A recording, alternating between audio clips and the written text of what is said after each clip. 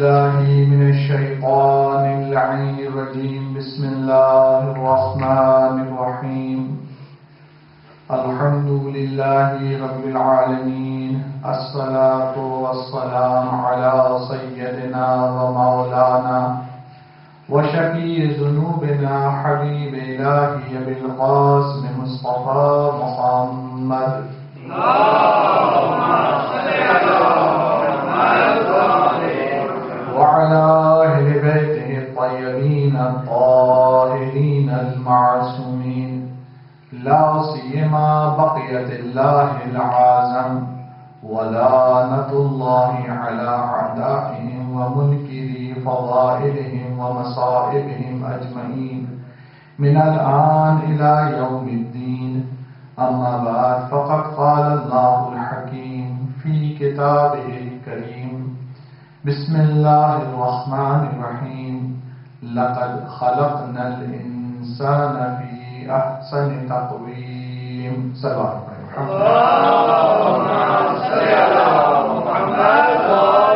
وسلم. عزیزان محترم، خدا رب متعال ارشاد فرما رہا ہے: بے شک ہم نے انسان کو بہترین معیارات پر خلق کیا. اور اس آیت کے ذیل میں ہماری گفتگو جاری ہے. اللہ نے انسان کو اپنی تمام مخلوقات میں اشرف بنایا اور کامل بنایا اور بہترین بنایا، افضل بنایا. اور کل جہاں تک گفتگو پہنچی تھی وہ یہی کہ اللہ کی مخلوقات کو اگر تقسیم کیا جائے، ایک طرف ملائکہ ہیں، عرش ہے، کرسی ہے، ارواح ہیں، حوریں ہیں، جنت ہے، یہ تمام نعمات اور مخلوقات ایک طرف ہیں. اور ایک طرف نباتات ہیں، جمادات ہیں، حیوانات ہیں، یہ دنیا ہے، سورج ہے، چاند ہے، ستارے ہیں. یہ ایک مخلوق ہے. ان دونوں مخلوقوں میں جو فرق ہے، پہلے قسم کی جتنی مخلوقیں ہیں وہ سب لطیف مخلوق ہیں، مجرد مخلوق ہیں. ان میں مادیت کا وجود نہیں ہے. نہ جنت میں مادیت ہے، نہ ملائکہ میں مادیت ہے، نہ عرش میں مادیت ہے، نہ کرسی میں مادیت ہے، نہ آسمان پہ مادیت ہے. یہ مادی چیزیں نہیں ہیں، یہ تمام مجرد چیزیں ہیں. اللہ تعالیٰ جس کو آج کے اسلام میں اسپریچل چیزیں، یہ کوئی مادیت سے ان کا کوئی تعلق نہیں ہے. ان کے اندر بالکل کسی بھی قسم کا مادہ نہیں پایا جاتا، کوئی مٹیریل نہیں پایا جاتا. لیکن اس کے برعکس حیوان، نباتات، جمادات، سورج، چاند، ستارے، ان تمام مخلوقات میں کوئی چیز مجرد نہیں پائی جاتی، صرف مادہ ہے، صرف اور صرف مادہ ہے. ان کے اندر کوئی اسپریچل چیز نہیں پائی جاتی، یہ صرف محض مادہ ہے. خدا بند متعال نے ان کو بھی اپنا مخلوق، ان مخلوقوں کو بھی جو اسپریچل تھیں ان کو بھی اپنا خلیفہ نہیں بنایا، اپنا نمائندہ نہیں بنایا، اپنا مظہر نہیں بنایا. اور اللہ تعالیٰ نے ان مخلوقات کو بھی نہیں بنایا. لیکن انسان کو کیوں بنایا؟ اس لیے کہ انسان ایک جہت سے مادی ہے اور دوسری جہت سے اسپریچل ہے، مجرد ہے. روح ہماری مجرد چیز کا نام ہے، جو نہ کسی مکان میں آتی ہے، نہ کسی زمانے میں آتی ہے، نہ ہی کسی کے قابو میں. یہ بالکل ایک اللہ تعالیٰ کا امر ہے، اس سے زیادہ کچھ بھی نہیں ہے. اور اس کے برعکس ہمارا ایک جسم ہے جو مثال ہے پتھر کی طرح، ایک نباتات کی طرح، حیوانات کی طرح. جیسے یہ والیوم رکھتے ہیں، ہمارا جسم بھی والیوم رکھتا ہے. جمادات سب والیوم رکھتے ہیں. ان میں ایک طول ہوتی ہے، ایک عرض ہوتی ہے، ایک چوڑائی ہوتی ہے، لمبائی ہوتی ہے، ان کے اندر ڈیپتھ ہوتی ہے. انسان کے جسم میں بھی پائی جاتی ہے. جتنی خصوصیات جسمانی ایک پتھر میں پائی جاتی ہیں، وہ جسمانی خصوصیات انسان میں پائی جاتی ہیں. پتھر کا ایک ویٹ ہوتا ہے، انسان کا بھی ویٹ ہوتا ہے. پتھر کی لینتھ ہوتی ہے، انسان کی بھی لینتھ ہوتی ہے، اس کی بھی ویڈتھ ہوتی ہے، انسان کی بھی ہوتی ہے، اس کی بھی ڈیپتھ ہوتی ہے، انسان کی بھی ہوتی ہے. وہ جمادات سے مشابہ ہے.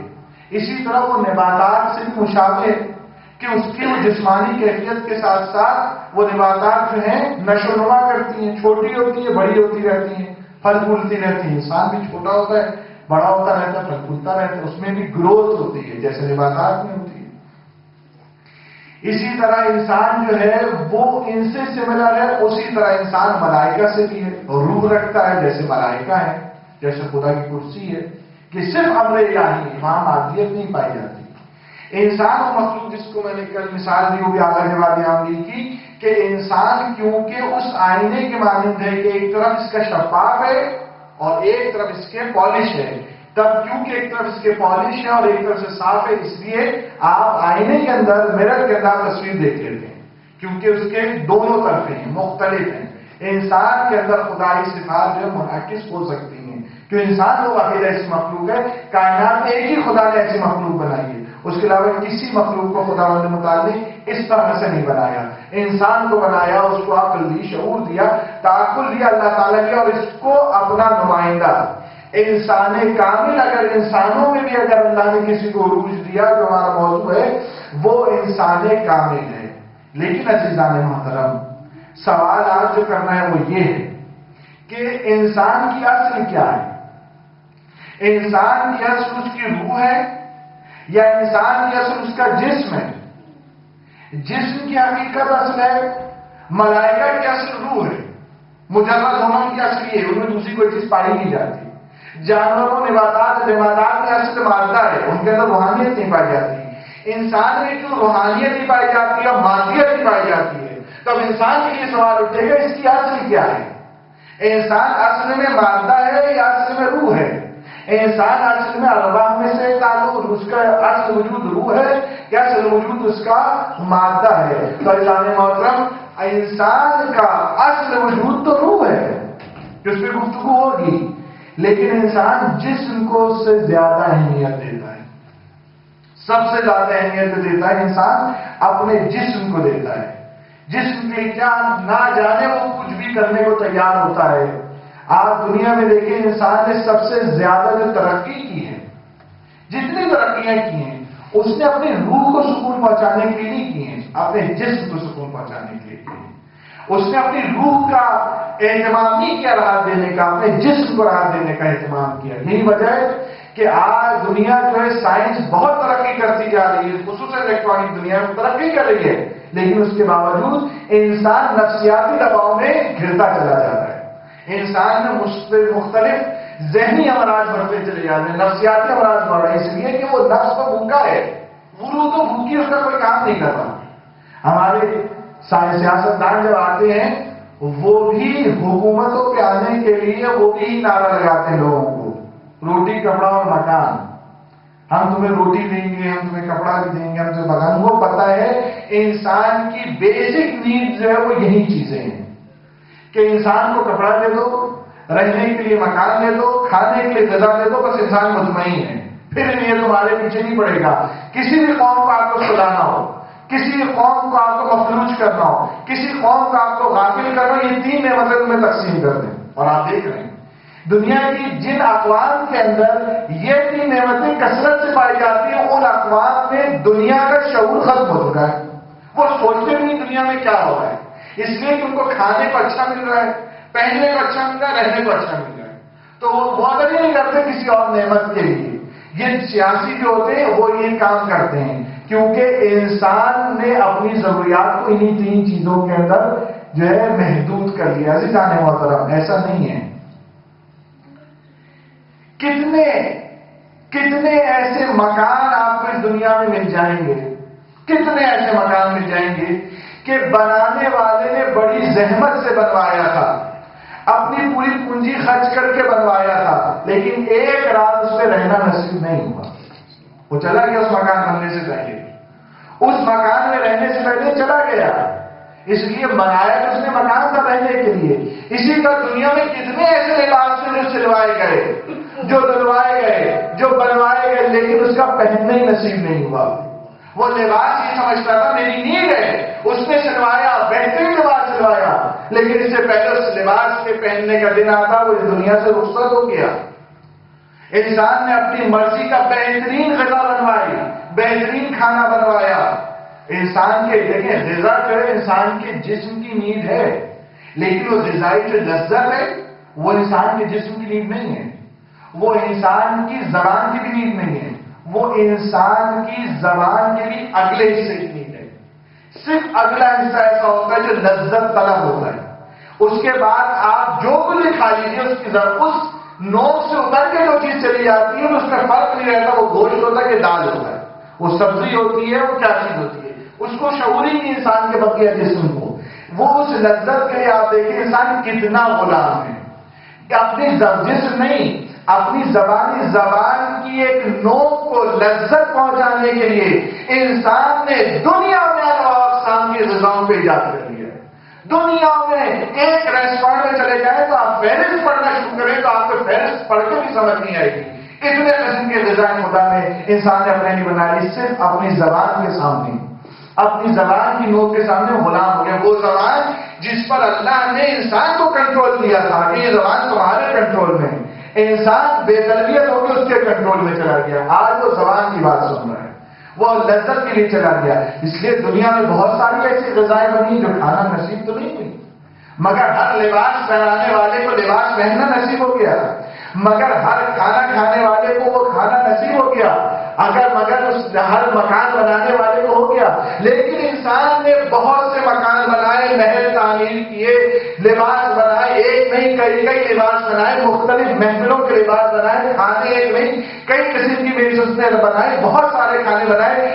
انسان کا سارا نثار جو تھا وہ اپنے جسم پہ تھا، کس طرح سے میں اس کو پروٹیکٹ کر سکوں، کس طرح سے میں اس کو بچا سکوں. انسان نے جسم کی تطہیر کے لیے اور جسم کی صفائی کے لیے انواع اقسام کی شیمپو، صابن اور پتہ نہیں کیا کیا کاسمیٹک کی چیزیں، کتنی چیزیں جو ہیں انسان نے صرف اپنے جسم کو صاف رکھنے کے لیے کتنی چیزیں ایجاد کر لی. شیمپو کا اگر نام پوچھے جائے گا، میں آج نام نہیں بتاؤں گے دنیا میں کتنے شیمپو بن گئے ہیں، کتنے صابن بن گئے ہیں. اس جسم کو چار پھر کے جسم کی صفائی کرنے کے لیے، اس جسم کی آرائش کے لیے انسان نے کتنا محنت کی. بڑے بڑے سے بیوٹی پارلر قائم ہو گئے، اب تو خواتین سے مرد بھی پیچھے نہیں رہے، اب تو مردوں کے بھی بیوٹی پارلر ہیں. اس جسم کی آرائش کے لیے جسم ہے کیا؟ یہ وہ جسم ہے جس کے لیے مولا کائنات کہتے ہیں ایک بدبودار مادے سے شروع ہوا ہے اور اس کا اختتام ایک بدبودار چیز پر ہوگا. یہ وہ جسم ہے جو پہلے ہی اس لیے ہوا ہے کہ ایک دن سڑ جائے گا، جو بنائے اس لیے گئے کہ ایک دن گل جائے گا، جو بنائے کہ روایت میں آئے امام زین العابدین علیہ السلام فرماتے ہیں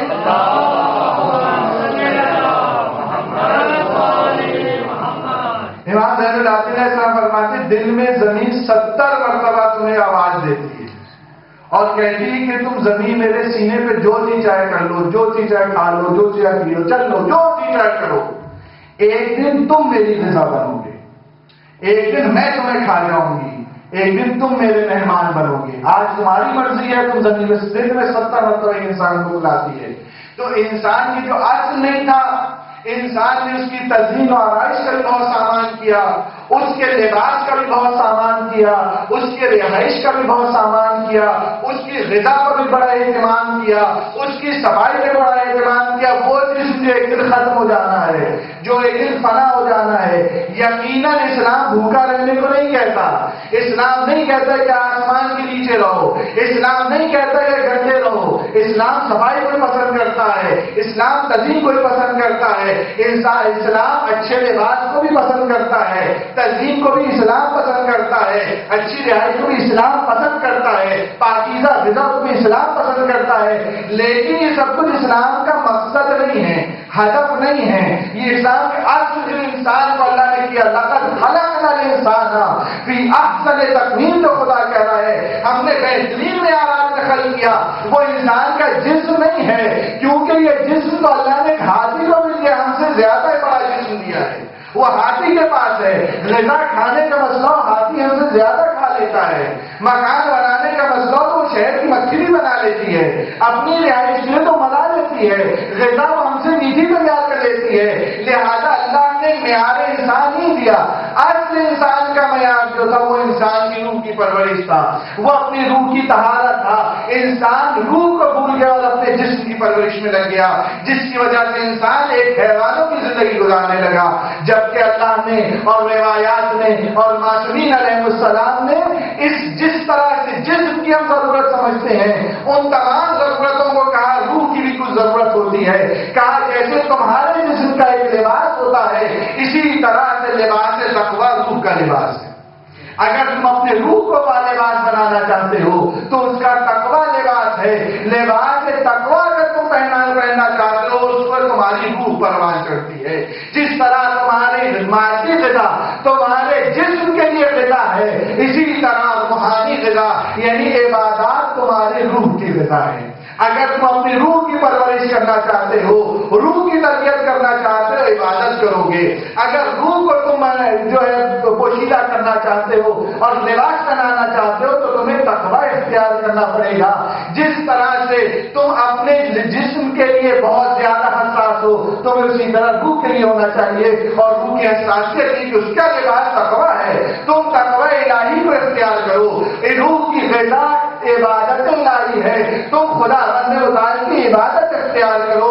روح کا مقام جس طرح تم دنیا میں اپنے جسم کا مقام بنانے کی فکر میں ہوتے ہو، اس کے لیے مکان پرووائڈ کرتے ہو، اللہ کہتا ہے تمہاری روح کا بھی ایک مقام ہے جس کو قربت اللہ کہا جاتا ہے۔ تقرب الہی اس روح کا مقام ہے جو اللہ تک پہنچ جانا ہے، وہاں تک تم اپنی روح کو لے کے جاؤ۔ اس لیے کہ ہر عبادت کو تقرب الہی، کیونکہ جیسے جسم کو مقام کی ضرورت ہے اسی طرح روح کو اس فیوچر مقام کی ضرورت ہے، اسے تقرب الہی کہا جاتا ہے۔ تم اپنے جسم کو دھونے کے لیے بہت سارے صابن بنائے ہیں، بہت سارے شیمپو بنائے ہیں دھونے کے لیے، خدا بندے مطالعہ کہتا ہے کہ اپنی روح کی طرف متوجہ ہو جاؤ۔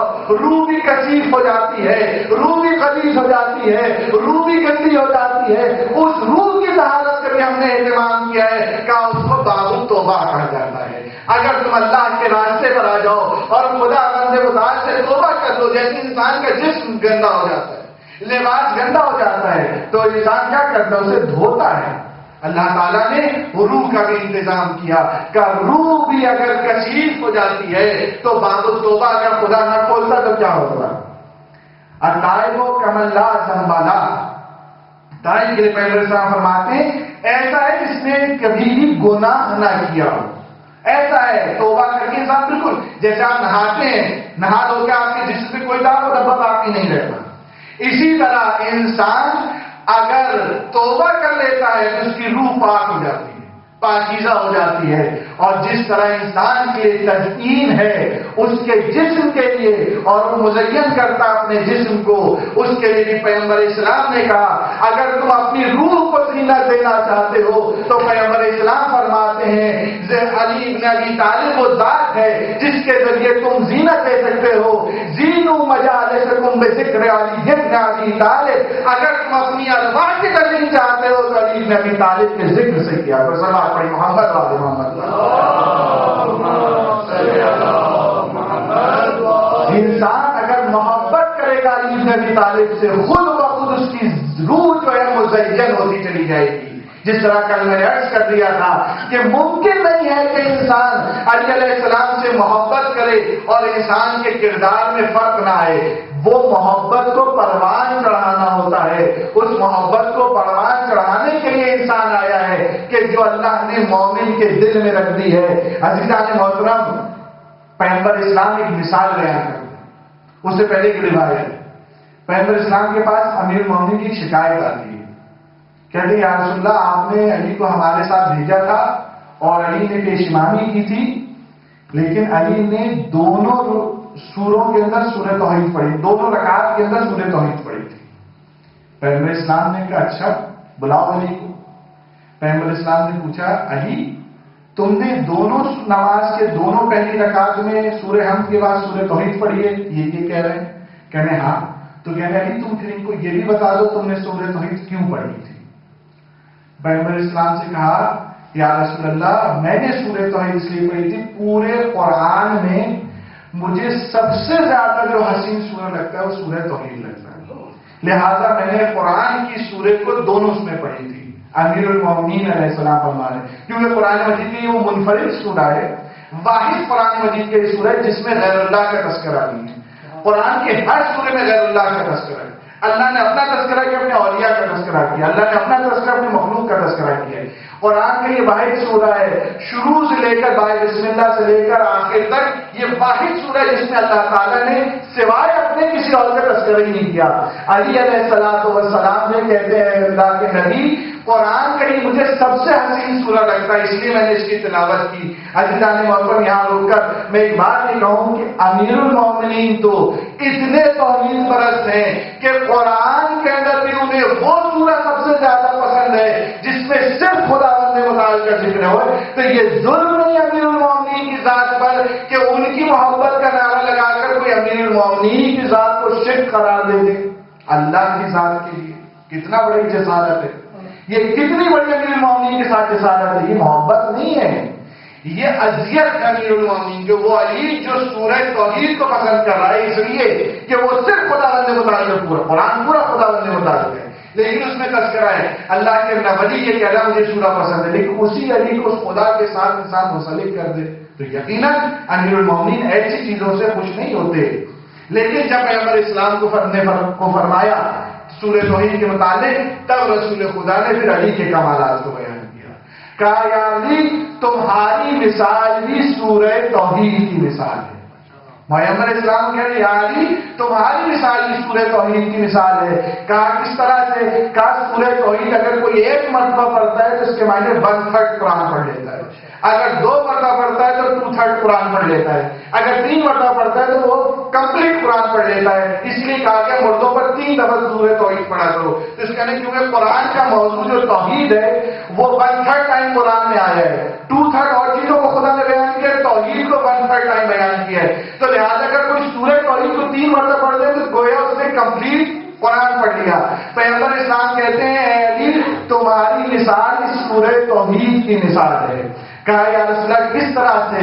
کہا اے علی تمہاری محبت اگر کوئی زبان سے صرف کرے گا تو وہ اپنے ایمان کے 1/3 ایمان کو بچانے والا ہے، اور علی جو دل میں رکھے گا وہ 2/3 ایمان کو بچانے والا ہے، اور کہا علی جو اعضاء و جوارح سے تمہاری محبت کا اعلان کرے گا اس کا ایمان کمپلیٹ ہو جانے والا ہے۔ کہا علی تمہارے سلسلے میں یہ 3 چیزیں ہیں، یعنی تمہاری سورہ توحید کی مثال ہے۔ یقیناً عزیزان محترم انسان دل میں اگر علی علیہ السلام سے محبت رکھتا ہے اس کے ایمان معذرت کا 1/3 ایمان اس کا جو کمپلیٹ ہو جاتا ہے۔ میں برعکس کہہ گیا تھا جو دل میں ایمان رکھتا ہے اس کا 1/3 ایمان کمپلیٹ اور محفوظ ہے۔ ہو سکتا ہے کسی کبھی ایسا زمانہ آ جائے کہ انسان علی علیہ السلام سے محبت کا اظہار نہ کر سکے، جیسے بنی امیہ کا زمانہ تھا، جیسے بنو عباس کا زمانہ تھا۔ اس وقت علی کی دل میں محبت رکھنا کمال تھا، صرف دل میں محبت ہو جانا کافی تھا، زبان پہ لانے کی ضرورت نہیں تھی، وہی ایمان کافی تھا۔ علی کے دل میں محبت رکھنے کافی تھی، کیوں اظہار کی ضرورت نہیں تھی، مقام نہیں تھا۔ لیکن اگر اظہار کا مقام ہو جائے تو وہ محبت 1/3 کہلاتی ہے۔ کہا جو انسان علی تمہارا زبان سے نصرت کرے گا، دل سے نہیں، جو زبان کے ساتھ تمہاری نصرت کرے گا اور تمہاری ولایت کا لحاظ کرے گا اور تمہارے حق کی حقانیت کا اعلان کرے گا تو اس نے اپنے نصف ایمان کو 2/3 ایمان کو بچا لیا۔ پھر پیغمبر اسلام کہتے ہیں کہ علی جس نے اپنے اعضاء و جوارح کے ساتھ تمہاری نصرت کی اور تمہاری ولایت کا پیغام بچایا، تمہارے حق کا اعلان کیا، تو یقیناً اس کو کامل ایمان ہو گیا۔ یہ امیر المومنین کی حدیث ہے محترم، مولا کائنات کا نعرہ لگا لینا آسان ہے لیکن اس زمانے میں وہ 1/3 ایمان کی حیثیت رکھتا ہے۔ علی کی محبت رکھنا آسان ہے لیکن وہ 1/3 ایمان کی حیثیت رکھتا ہے۔ انسان ان دو کے ساتھ اگر سیرت علی پر اس طرح سے عمل کرے کہ اعضاء جوارح سے علی کا سیرت واضح ہو جائے، اعضاء جوارح اس کے علی کرنے لگے، یقیناً وہ کمپلیٹ ایمان رکھ دیتا ہے۔ ایک عالم دین نے جنہوں نے امیر المومنین کی بہت بڑی خدمت کی ہے، 1400 برس سے بڑے بڑے علماء نے امیر المومنین خدمت کی ہے، ان خدمت گزاروں میں ایک محمد امین ہے جنہوں نے الغدیر کتاب کو لکھا ہے، امیر المومنین کی بڑی خدمت کی ہے۔ ہر وہ روایت جو امیر المومنین کی ولایت کے دفاع میں تھی اس کو الغدیر کتاب میں جمع کر دیا، حدیث کو، روایات کو، آیات کو، اشعار کو، واقعات کو، کوئی چیز جو جتنی کتابوں میں آئی تھی انہوں نے بڑی محنت سے کئی انہوں نے سال لگا دیے، 10 سال انہوں نے محنت کی اس کتاب میں ایک الغدیر لکھنے کے لیے کہ میں امیر المومنین کے حق کا دفاع کر سکوں۔ آیت اللہ امینی نے بہت انتظار کیا لیکن ان کو ایک عالم دین نے کہہ دیا کہ آپ لوگ علی کے سلسلے میں بہت زیادہ غلو کرتے ہیں. کہا وہ کیا غلو کرتے ہیں؟ کہنے آپ یہ کہتے ہیں کہ علی جو ہے ایک رات میں 1000 تکبیریں پڑھا کرتے تھے. ایک انسان 1000 تکبیریں کیسے پڑھ سکتا ہے؟ 1000 تکبیریں پڑھنے کے معنی یہ ہے کہ 2000 رکعت نماز. کہنے کیسے پڑھ سکتا ہے انسان؟ کیسے ایک رات میں 1000 تکبیریں لگا سکتا ہے؟ آقا امین نے سوچ لیا یہ دفاع تھا امیر المومنین کا. انہوں نے کہا ٹھیک ہے. وہ گئے، ماہ مبارک رمضان تھا، حرم مقدس سے امام رضا علیہ السلام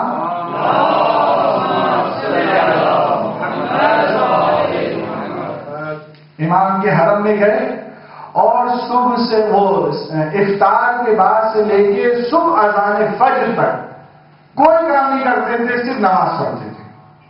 صرف نماز پڑھتے تھے. اور ایک دن نہیں 30 دن تک انہوں نے 1000 تکبیروں کے ساتھ نماز پڑھی. ایک رات نہیں 30 راتیں.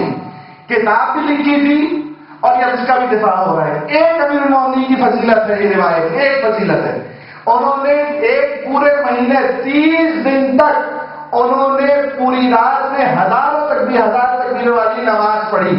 اور پڑھنے کے بعد اس عالم دین کے پاس گئے جس نے انہیں اعتراض کیا تھا.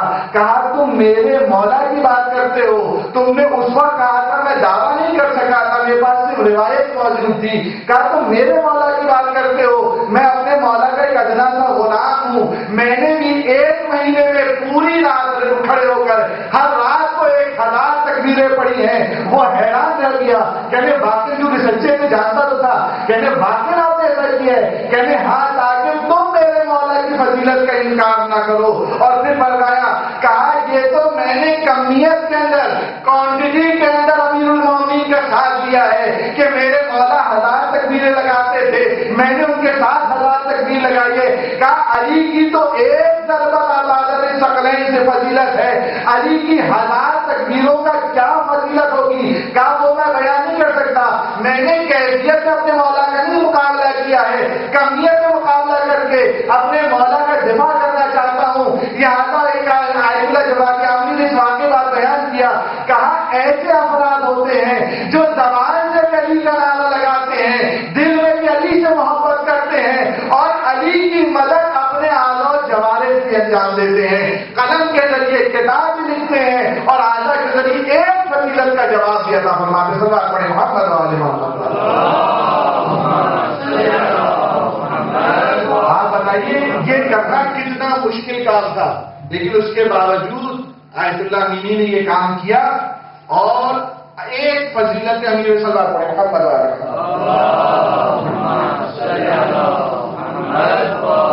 ایک امیر المومنین کی فضیلت تھی. فیضان محترم ایسا نہیں ہے کہ انسان کے لیے مشکل ہے امیر المومنین کی سیرت پہ عمل کرنا. سیرت پہ عمل یقیناً امیر المومنین کی سیرت پہ عمل اس طرح سے ہو ہی نہیں سکتا جیسے خود تھے. لیکن انسان کو حوصلہ. آیت اللہ برجردی ایک مرتبہ ایک طالب علم کے پاس سے گزر رہے تھے، روز تقریباً وہاں سے گزرتے تو روز ان کو سلام کرتا تھا. اسٹوڈنٹ تھا، روز سلام کرتا تھا. تو ان کی نظر میں وہ طالب علم آ گیا. تو آیت اللہ برجردی ہے، انشاءاللہ آپ سب نے نام سنا ہوگا، اپنے زمانے کے مطلق مرجع تھے. جس وقت وہ مرجع تھے کسی شخص نے اپنی مرجعیت کا دعویٰ نہیں کیا تھا، نہ ایران میں نہ عراق میں. وہ ایران میں مرجع تھے، نہ حوضہ قم سے کسی نے دعویٰ کیا تھا، نہ حوضہ نجف سے. صرف مطلق تنہا مرجع تھے، بہت بڑی شخصیت تھے. وہ گزرتے تھے وہاں سے. تو ایک دن وہ اس ساتھ طالب علم کے پاس رک گئے. رکنے کے بعد انہوں نے پوچھا کہ تم کیا بننا چاہتے ہو؟ دینی طالب علم تھا. کہا آغا میں آپ کی طرح مرجع بننا چاہتا ہوں. تو آیت اللہ برجردی مسکرائے اور مسکرا کر کہا نہیں بن سکتے. یہ کہہ کر وہ چل گئی. کہا تم نہیں بن سکتے، یہ کہہ کر چل گئی.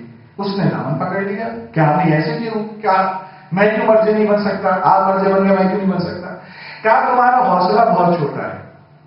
کہا میں نے امیر المومنین بننے کی کوشش کی تھی کہ میں کمالات امیر المومنین کروں، میں ان فضائل کو حاصل کروں، اس طرح سے عبادت کروں جیسے میرے مولا عبادت کرتے، تب میں اس مقام پہ پہنچا ہوں. علی کی جوتی بھی نہیں بن سکا. کہا تم نے مجھ جیسے حقیر کو اپنا معیار بنائے، تم کس معیار پہ پہنچو گے؟ تم نے مجھ جیسے کو کہا علی جیسے کو معیار بناؤ جن کو خدا نے معیار بنایا ہے. علی نمونہ ہے امیر المومنین کا، مومنین کے لیے امیر علی بن ابی طالب کی ذات ہے. کہا اپنے آپ کو علی سے منسلک کرو تو شاید کسی مقام پر پہنچ جاؤ. مجھ جیسے امیر پہ پہنچو گے، میں تو علی کی جوتیوں کے لائق بھی نہیں ہوں، میں تو اس کے خاک کے لائق بھی نہیں بن سکا. لہٰذا انسان بلند اپنے حوصلے کو رکھے. انسان اپنے جب حوصلے کو بلند رکھتا ہے تو یقیناً وہ کمالات کو پہنچ جاتا ہے، خدا سے فضل عطا کرتا ہے. اور یہ گھرانہ جو ہے اسی گھرانے کے لیے. دیکھیں اللہ میں اپنے موضوع پر آتا ہوں. اللہ تعالیٰ نے انسان کو روح کی صورت میں حقیقت عطا فرمائی اور کہا یہ روح جو ہے یہی تمہاری حقیقت ہے، یہ روح جو ہے انسان کا کمال ہے. اصل انسان کے پاس اللہ نے روح ہے. نفخت فیہ روحی، خدا نے جناب آدم نے اپنی روح کو کہا میں نے اپنی روح کو پھونکا ہے. اور لوگوں نے سوال کیا کہ نبی لوگ آپ سے یہ سوال کرتے ہیں کہ روح کیا ہے؟ اب روح من امر ربی، تو اللہ تعالیٰ نے اس کا جواب یہ دیا روح ایک امر رب ہے. اب وہ امر رب کیا ہے خدا نے وہ بھی بیان نہیں کیا، صرف کہا روح من امر ربی، یہ تمہارے اللہ کا تمہارے رب کے ایک امر میں سے ہے. آپ دیکھیں اللہ ایک جگہ نفخت فیہ روحی، ایک جگہ کہہ رہا ہے کہ میں نے اپنی روح کو پھونکا ہے. پھر ایک جگہ اس روح کی تعریف کر رہا ہے یسألونک عن الروح، یہ تم سے روح کے متعلق سوال کرتے ہیں تو ان سے کہتا روح من امر ربی، روح جو ہے وہ خداوند متعال کا ایک امر ہے. عزیزان محترم یہ تو سوال کے بعد جواب اور مبہم ہو گیا. اب تک تو روح سمجھ آئی کہ امر ربی کیا ہے. خداوند متعال نے قرآن میں بیان کیا. قرآن میں سورہ یاسین میں خداوند متعال فرماتا ہے انما امرہ، اللہ اپنے امر کے مطابق انما امرہ اذا اراد شیء ان یقول لہ کن فیکون. خدا کہتا ہے میرا امر صرف یہ ہے کہ جب میں کسی چیز کا ارادہ کرتا ہوں تو وہ چیز ہو جاتی ہے. جب میں کسی چیز کا ارادہ کرتا ہوں تو وہ چیز ہو جاتی ہے. یہی خدا کہتا ہے میرا امر ہے. اور روح کو کیا کہتا ہے من امر ربی، یہ پورا امر نہیں ہے، یہ من یعنی میرے امر میں سے ایک امر کا چھوٹا سا حصہ تمہیں عطا کیا ہے. میں نے اپنے امر میں سے جو میرا امر کیا ہے وہ یہ ہے جب کسی چیز کا انما امرہ اللہ کا ارادہ فقط یہ ہے. کیا ہوتا ہے جب وہ ارادہ کر یقول کن فیکون، خدا کہتا ہے میں کہہ دیتا ہوں اور وہ چیز ہو جاتی ہے. یہ خدا نے امر کی تعریف کی اور اس میں کہہ رہا ہے کہ یہ میں نے من امر ربی.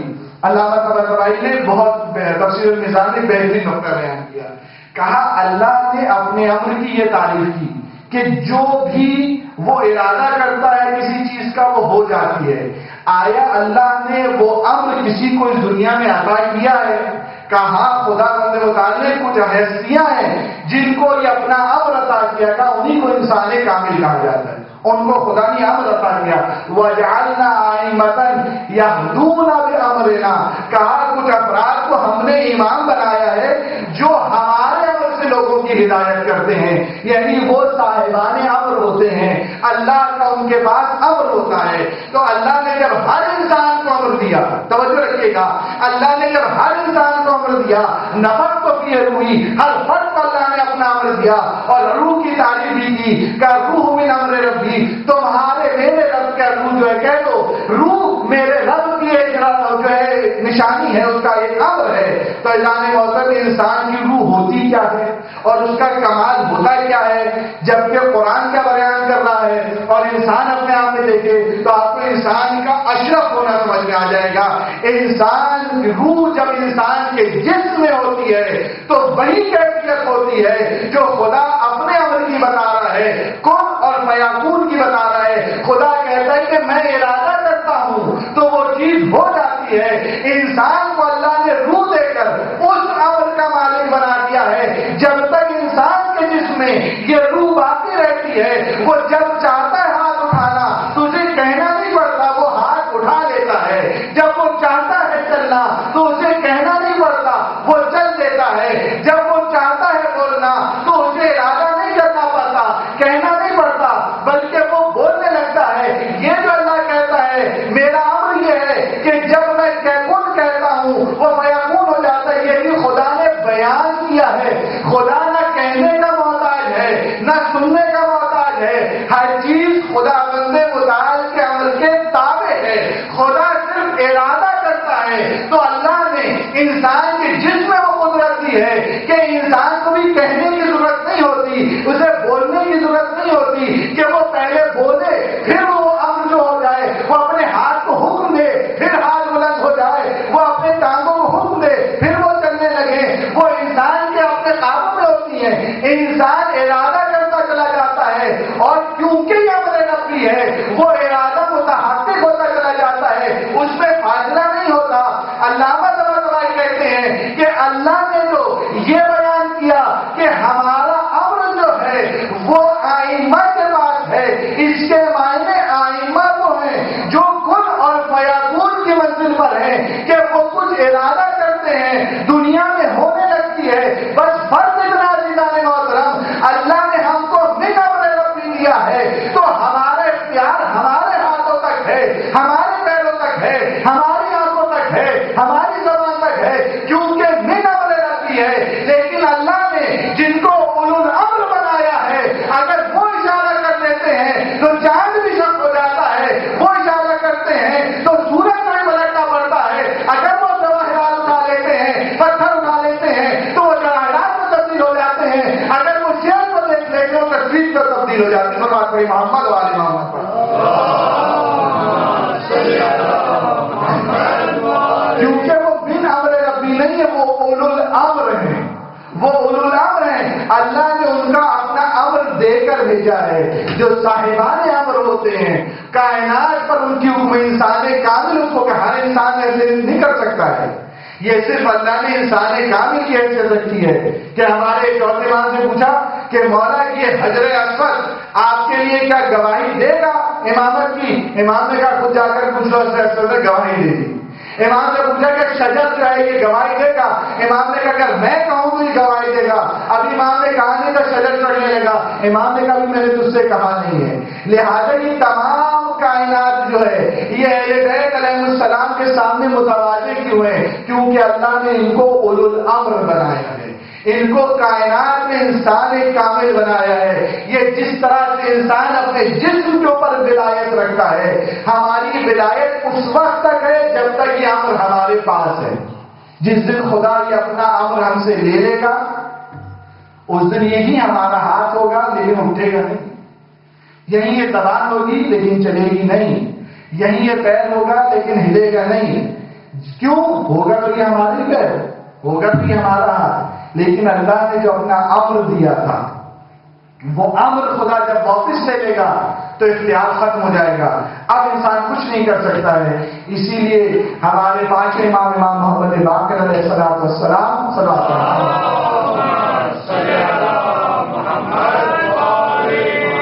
امام علیہ السلام فرماتے ہیں ہمارے مخالفین سے سورہ قدر کے متعلق احتجاج کیا کرو, اس کے ذریعے اس کا دلال کیا کرو. سورہ قدر کے متعلق, سورہ قدر میں کیا ہے؟ خدا نے بتایا انا انزلناہ فی لیلۃ القدر وما ادراک ما لیلۃ القدر. خدا لیلۃ القدر ہے, تم درک نہیں کر سکتے لیلۃ القدر کیا ہے. لیلۃ القدر خیر من الف شہر, فضیلت اس کی یہ 1000 مہینے سے بہتر ہے. لیکن ہوتا کیا ہے خیر من الف شہر؟ اس دن ہوتا کیا ہے؟ تنزل الملائکۃ والروح, اس دن ملائکہ بھی اترتے ہیں اور روح بھی اترتی ہے. کیا ہوتے ہیں؟ من امر ربی, اللہ کا امر دے گا. تنزل الملائکۃ والروح, ملائکہ بھی اترتے ہیں اور روح بھی اترتی ہے. روح ایک بڑے ملک کا نام ہے. کس لیے اترتی ہے؟ امر الہی کو لے کر, اللہ کے امر کو لے کے اترتی ہے. امام کہتے ہیں مخالفین سے یہ پوچھو کہ یہ شب قدر صرف رسول اللہ کے زمانے میں تھی کبھی بھی ہے؟ تو وہ یقیناً کہیں گے شب قدر جو ہے وہ آج کے زمانے میں بھی ہے. تو پیغمبر اسلام نے فرمایا, وہ پانچ امام نے کہا جب وہ یہ کہیں کہ شب قدر آج کے زمانے تو کہتے ہیں تنزل الملائکۃ اور روح جو ہے جو امر ربی کو لے کر اترنے والے روح اور ملائکہ ہی کس پر اترتے ہیں؟ اب رسول تو ہے نہیں, کس پر اترتے ہیں؟ اور یہ کس زمین پر اترتے ہیں؟ کہاں کے لیے اترتے ہیں؟ کس لیے اترتے ہیں؟ کس پر لے کر آتے ہیں؟ اور اگر لے کر آتے ہیں واپس لے جانے کے لیے تو لے کر کیوں آتے ہیں؟ امام کہتے ہیں ان سے پوچھو, اور جب وہ جواب نہ دے سکیں تو کہنا زمانے کا جو امام ہوتا ہے اس کے قلب پہ ہی ملائکہ اترتے ہیں. شب قدر وہ ہے جس میں زمانے کے امام کے قلب پر تمام امور الہی اترتے ہیں. یہ من امر ربی جو ہے، یہ اللہ کا امر جو ہے، یہ تمام امام زمانہ کے قلب مبارک میں اترتا ہے. اور یقیناً یہ امام اپنے زمانے میں کہہ رہے ہیں ہمارے زمانے کے امام پہ، ہمارے شب قدروں پہ، ہماری زندگیوں میں ہماری جو تقدیریں ہوتی ہیں وہ سب تمام عوامل جو ہیں وہ امام زمانہ کے قلب پہ اترتے ہیں. یہاں پہ آنے کے بعد ایک نکتہ بیان کرتے ہیں، کہتے ہیں کہ انسانی کامل کی اگر حقیقت جاننا چاہتے ہو، کہتے ہیں انسانی کامل وہ شخص ہوتا ہے زمین پر جس کے قلب پہ تمام خدا کی نعمتیں اترتی ہیں اور تمہارے تمام اعمال اسی کے قلب سے صعود کرتے ہیں. کہتے ہیں دنیا میں دو ہی راستے آنے والے یہاں پہ فرماتے ہیں، کہتے ہیں دو ہی چیزیں، یا تو کوئی چیز نازل ہوتی ہے یا کوئی چیز اوپر جاتی ہے صعود کرتے ہیں، یا تو نزول کرتی ہے صعود کرتی ہے. کہا اس دو چیزوں کی دعوت ہوتی نہیں دنیا میں. کہا ہر دو کا مرکز جو ہے وہ قلب مبارک امام ہوتا ہے، زمانے کا امام ہوتا ہے. کہا زمانے کا امام وہ ہوتا ہے خدا جتنی نعمتیں بیچنا چاہتا ہے سب وہ قلب مبارک امام پر بیچتا ہے اور قلب مبارک امام سے وہاں سے وہ چیزیں نعمتیں تقسیم ہوتی ہیں. اور خدا بندے مطالعہ جب اپنے بندوں کے اعمال کو ایکسپٹ کرنا چاہتا ہے تو وہ اعمال بھی انسان قلب مبارک امام پر رضا ہوتے ہیں. اس کی وجہ کیا ہے؟ اس کی وجہ یہ نماز تو ہم پڑھ ہی لیتے ہیں اور روزہ تو ہم رکھ ہی لیتے ہیں، خمس تو ہم دے ہی لیتے ہیں، لیکن ہماری عبادات حج تو ہم کر ہی لیتے ہیں. ہماری عبادات اتنی زیادہ پاورفل نہیں ہوتی ہیں کہ وہ اللہ کی بارگاہ میں صعود کر سکیں، وہ اللہ کی بارگاہ تک قبولیت کے لائق بن سکیں. ان میں نقص پایا جاتا ہے، عیب پایا جاتا ہے، کمیاں پائی جاتی ہیں. اللہ کرتا یہ ہے کہ ان عبادات کو قلب مبارک امام پر رضا کرتا ہے اور ہماری نمازیں امام کی نمازوں کے ساتھ جاتے ہیں، ہمارے روزے امام کے روزوں کے ساتھ. جیسے وہ دنیا اور آخرت میں ہمارے امام ہیں، ہمارے اعمال کے امام کے اعمال ہوتے ہیں. لہذا آنے والے ہم فرماتے ہیں، کہتے ہیں نماز کو فضیلت کے وقت پہ اس کو اول وقت پڑھنے کی کوشش کرو، کیونکہ تمہارے زمانے کا امام جہاں بھی ہوتا ہے وہ فضیلت کے وقت میں نماز پڑھتا ہے. اگر تم فضیلت کے وقت میں نماز پڑھو گے گویا تم اپنے امام کے پیچھے ہو کے نماز پڑھ رہے ہو، کیونکہ وہ نماز کا وقت جو ہوتا ہے وہ امام کی نماز کا ہوتا ہے. صدا پڑھیے محمد والے محمد.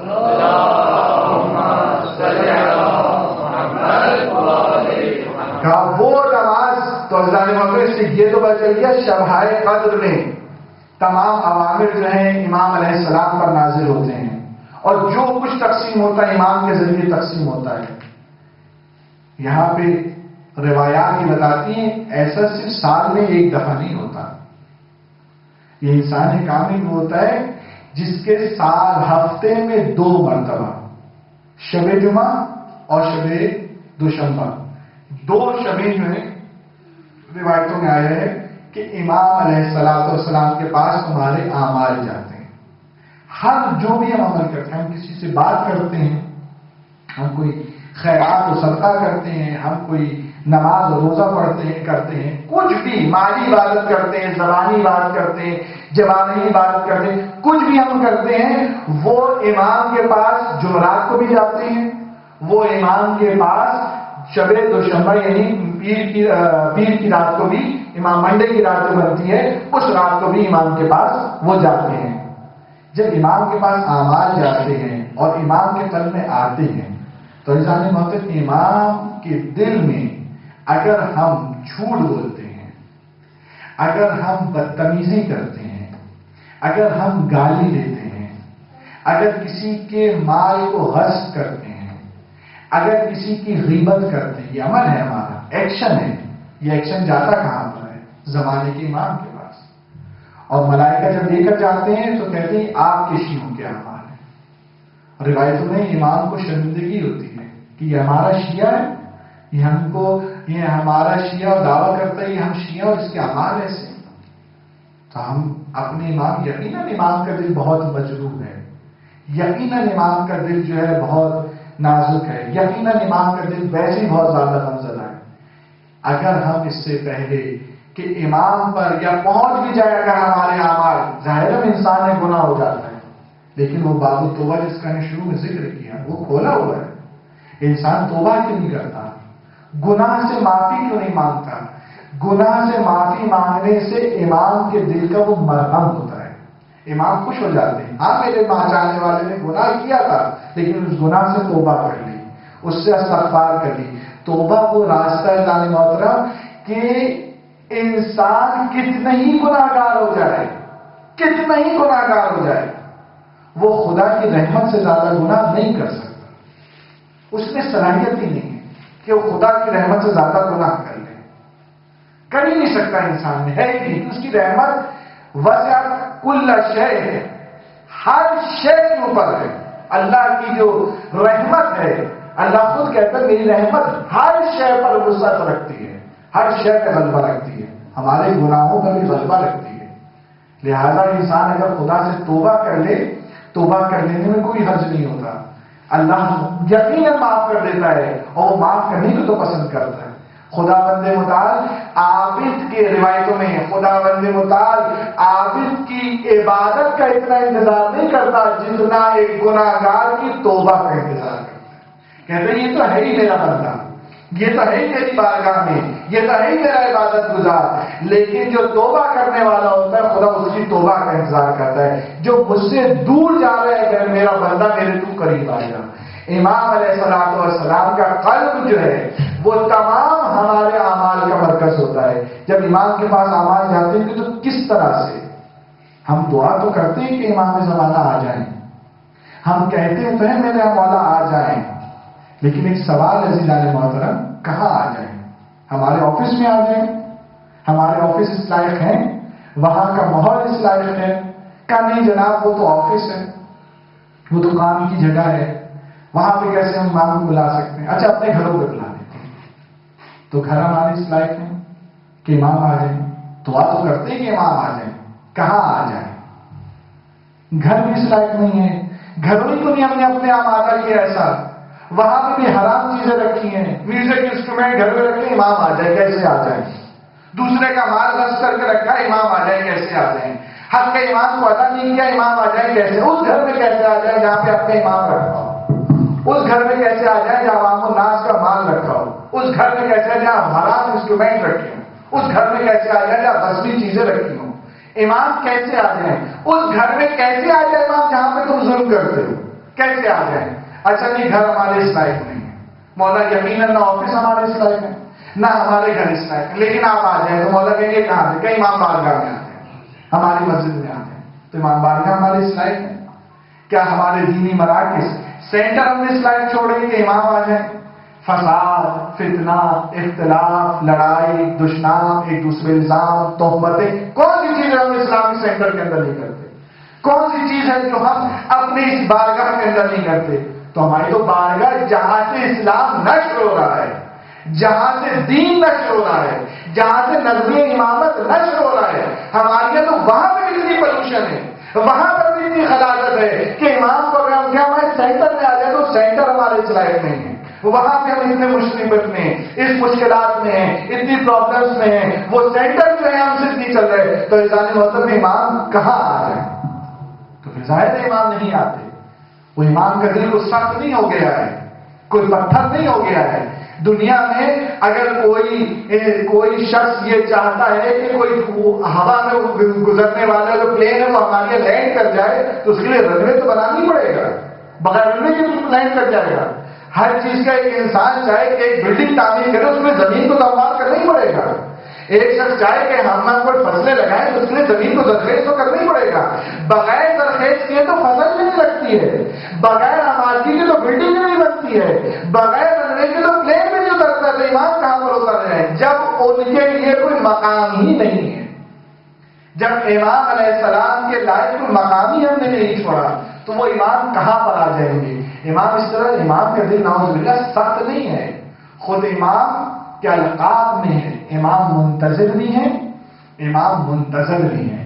منتظر اسے کہتے ہیں جو انتظار کر رہا ہو، منتظر اسے کہتے ہیں جس کا انتظار کیا جا رہا ہو۔ تو امام منتظر اس لیے ہیں کہ ہم ان کا انتظار کر رہے ہیں، لیکن امام صاحب منتظر بھی ہیں، خود اپنا انتظار کر رہے ہیں کہ کس طرح خدا کا فرج حاصل ہو اور خدا ہمارا میرا ظہور ہو. لیکن وہ ظہور کیسے ہو سکتا ہے؟ اس کے لیے جو کچھ امام چاہتے ہیں پہلے وہ کرنا پڑے گا. جو امام نے چاہا ہے اگر ہم وہ نہیں کریں گے، اپنے آپ کو اس طرح سے آمادہ نہیں کریں گے، اور یہ انسان اپنے ذات سے شروع کرے گا. ہر فرد اپنے آپ سے کہے گا مولا اس دفعہ عبداللہ حسین علیہ السلام کی مجالس میں گیا، میرے اندر یہ ایک عیب پایا جاتا تھا، میں جھوٹ بولتا تھا. میرے اندر یہ عیب پایا جاتا تھا، مجھ سے نماز قضا ہو جاتی تھی. میرے اندر یہ عیب پایا جاتا تھا، میں جلدی سے مومن پہ تہمت لگا دیتا تھا. میرے اندر یہ عیب پایا جاتا تھا، میں جلدی سے گالی نکل جاتی تھی. میرے اندر یہ عیب دسیاں پائی جاتی ہیں، ایک عیب بہت obvious ہے وہ پایا جاتا ہے. لہذا مولا سے یہ وعدہ کریں، اس عیب کا، اس ایک عیب کا وعدہ کریں مولا ہم آپ کے جد بزرگوار امام حسین کے اس عیب سے ہم پناہ مانگتے ہیں.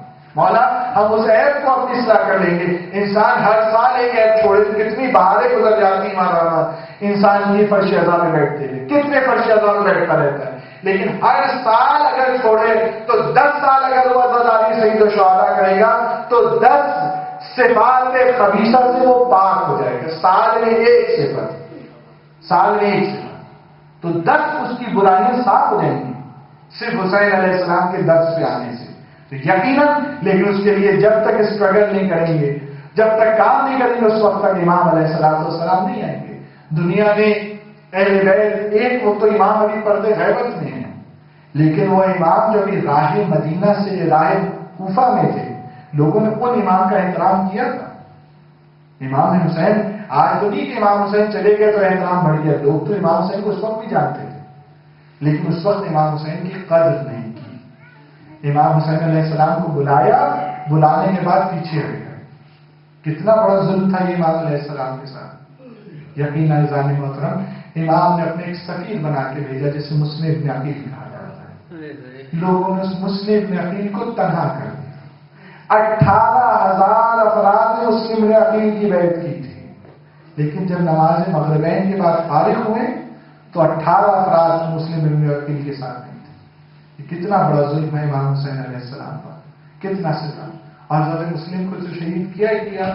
آج جن کی شہادت پڑھنی ہے عزیزان محترم، یہ وہ بچے ہیں جن کی شہادت پہ نہ ان کا باپ کیا کر سکا نہ ان کی ماں کیا کر سکی. آج ان بچوں کی شہادت پڑھنی ہے، اور ان بچوں کے لیے ایک منتر بھی ہے کہ اگر کوئی بے اولاد ہے اور ان بچوں کے مسائل میں دعا کرے، خدا متعال سے صاحب اولاد بنا دیتا ہے. یہ باب الحوائج کے بچے ہیں. جناب مسلم باب الحوائج نے بچے باب الحوائج کے جنہیں محمد ابراہیم کہا ہے.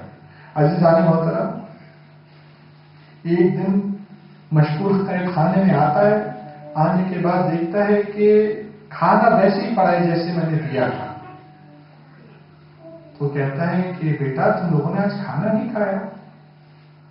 تو جناب ابراہیم کہتے ہیں کہ میرے بھائی نے آج ماں کو خواب میں دیکھ لیا، اور جب سے ماں کو خواب میں دیکھا وہ ماں کو یاد کر رہا ہے. وہ چھوٹا ہے میرا بھائی، اس لیے وہ کھانا نہیں کھا رہا. کہا مشکور ایک لطف کر سکتے ہو ہم پر. مشکور نے کہا وہ کیا؟ کہ نہیں اگر تو اپنی بیوی کو قید خانے میں لے آؤ یا کسی بھی خاتون کو جو ماں کی ممتا میرے بھائی کو دے دے، جو اپنی آغوش میں سلا لے. میرا بھائی ماں کو بہت یاد کر رہا ہے. ایک مرتبہ مشکور نے کہا میں نے یہ تو بتاؤ، میں نے آج تک آپ کا تعارف نہیں پوچھا، یہ بتائیے آپ ہیں کون لوگ؟ کیونکہ شکل صورت سے کسی شریف خاندان کے لگتے ہیں. کا مشکور اگر ہم اپنا تعارف کرائیں گے ہم پہ ظلم تو نہیں کرے گا؟ مشکور نے کہا میں ظلم نہیں کروں گا، میں وعدہ کرتا ہوں. کہا مشکور آپ مسلم کو جانتے ہیں؟ کہا کون سے مسلم؟ کہا عقیل کے فرزند مسلم نے عقیل. کہا یقیناً جانتا ہوں، ابھی چند روز پہلے مسلم کو غربت کے ساتھ شہید کیا گیا. کہا اسی مسلم ابن عقیل کی ہم یتیم ہیں. بس یہ سننا تھا. ایک مرتبہ مشکور نے سینے سے لگا لیا. کہا تم خاندان رسالت سے ہو، میں نے تمہیں قید کر کے رکھا ہوا تھا. میں جانتا نہیں تھا کہ تم خاندان رسالت میں مجبور تھا، حکم ماننے پر مجبور تھا. عزیز و جاتا اپنے گھر اور جا کر اپنی بیوی سے کہتا آج غضب ہو گیا، آج کچھ بنی آج میری قید میں ہے، خدا کے لیے تم میرے ساتھ چلو. اس کی بیوی آتی ہے کہتی اس بچے کو گود میں لے لو، اس کو ماں یاد آ رہی ہے. جناب محمد کو گود میں اٹھاتی ہے.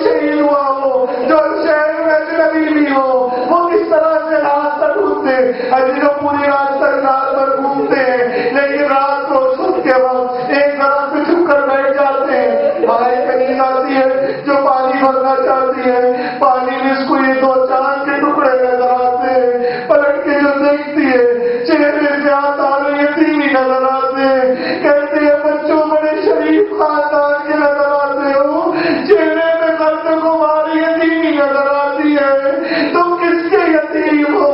ہمارے چہرے سے پہچان لیا ہم یتیم ہے، کام میں ظلم نہ کرنا، ہم یہ مسلم ابن عقیل کے یتیم ہے، یہ غریب کو کہنا تھا، ایک مرتبہ دونوں بچوں کو گریٹ لگائی کہتی ہے کوئی بات نہیں میرے ساتھ چلو، میری مالکن مومنہ ہے وہ تمہیں بتا دے گی، عزیز کو گھر لے کر جاتی ہے، اور لے کے جب گھر میں آئی تو عزیزان محترم اس بیوی نے بچوں کو نیا لباس بھی دیا، کھانے کا انتظام بھی کیا، اماں نے نہلانے کا بھی انتظام کیا، جب نہانے کا وقت آتا ہے تو ابراہیم مومنہ سے کہتے ہیں اے مومنہ جا تم نے پر اتنا ظلم کیا ہے، میرا بھائی ابھی بہت چھوٹا ہے، اسے تو نہانا بھی نہیں آتا، تو نہانے میں اس کی مدد کر دے، لباس تبدیل کرنے میں اس کی مدد کر دے، یہ خود لباس بھی تبدیل نہیں کر سکتا، عزیز المومنہ نے مدد کی، بچوں کو اپنے ہاتھ سے کھانا کھلایا، اس کے بعد کوٹری میں ایک پیچھے کمرے میں کہا بچوں تو وہاں پہ رہنا، میرا شوہر بڑا ظالم ہے، نام اس کا خالص ہے، وہ صبح سے تمہارے خون کا پیاسا ہے، وہ صبح سے نکلا ہوا ہے، تمہیں کو تلاش کرنے نکلا ہے، اس لیے میں نے زیاد نے نام رکھا ہے تمہارے لیے، عزیزان محترم یہ بچے سو جاتے ہیں لیکن بچے تو بچے ہوتے ہیں، ایک مرتبہ سوتے میں چھوٹ جاتے ہیں اور بھائی بھائی سے کہتا ہے بھیا میں نے خواب میں بابا کو دیکھا تھا، ابھی بابا مجھ میں ابن عقیل آئے تھے، میں نے ان سے چلنے کو کہا تھا، بھیا وہ بابا چلے گئے ہمیں لے کر نہیں گئے، کہاں میں نے بھی دیکھا تھا، دونوں بھائی گلے بھائی ڈال کے رونے لگے، بس عزیز